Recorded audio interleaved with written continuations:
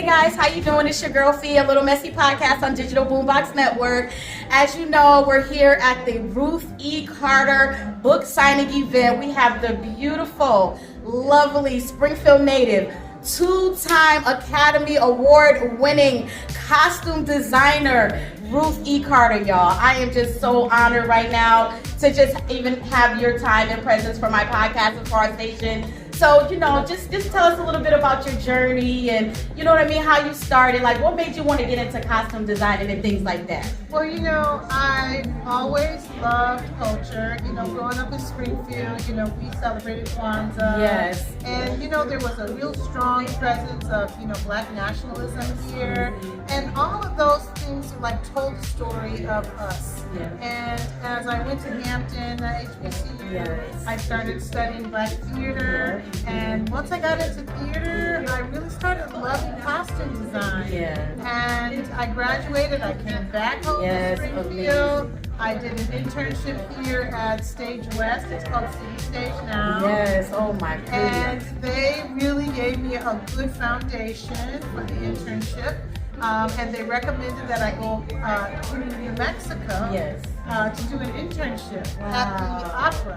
Oh my goodness. I interned at the Santa Fe Opera for a summer, and then family invited me out to Los Angeles.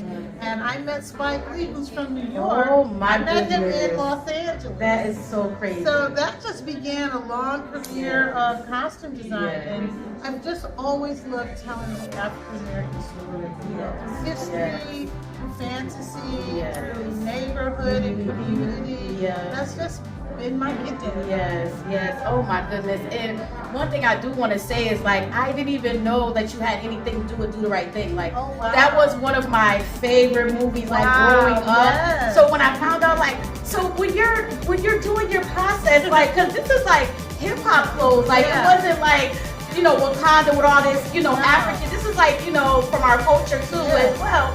But what's the process like when you're doing Jordans? And I mean, that was really a cultural moment, the whole attire, what everybody was wearing. So well, now I'm OG, right? So I get to do all kinds of Wakanda things with all that experience. But back then, in the beginning, with Spike Lee and Do the Right Thing, we were just doing what we loved. Mike loved Michael Jordan. And Nike was a big sponsor. And we were all the same age. You really couldn't define the crew that was us from the cast. Because we were dressing the same way. I mean, it was called Neo Soul then, right? Oh my now goodness. it's all hip hop. And that was the emergence of hip hop. Because remember, Public Enemy did they actually did the opening block party before we even began filming. My goodness. Public Enemy, we had a huge block party for the community. Wow. So we were all about community then. That was our thing. Yes. And, oh my goodness. just the process of understanding, seeing yourself on screen in an authentic way. We were not seeing ourselves back then in the early 90s. So true. We were not seeing ourselves representation on screen. So we were about representation of our community and of our age demographic. So now people look back at Do the Right Thing. Oh my goodness. Iconic. It's iconic. It's in the Library of Congress. Really? I did not know that. Oh my goodness. Wow.